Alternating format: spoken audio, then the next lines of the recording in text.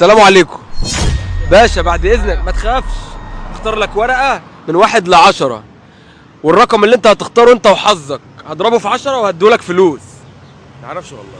بقول لك اختار لك ورقه، والرقم اللي انت هتختاره اقول ايه؟ اختار لك ورقه من الورق دول انت وحظك. ايه الحظ ده؟ انت بتختار الواحد.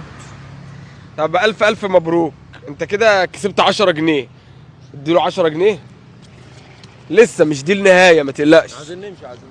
يا عم احنا في مسابقه. اصبر هتكسب. امسك يا عم، هات الاطباق زي ما انت.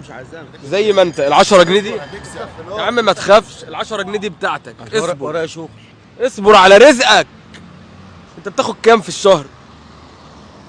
والله ما اعرف. طب اصبر على رزقك، يمكن اللي بتاخده في شهر تكسبه دلوقتي. لا يعني انا ورايا شغل. يا عم اصبر، انت دلوقتي كسبت 10 جنيه تمام؟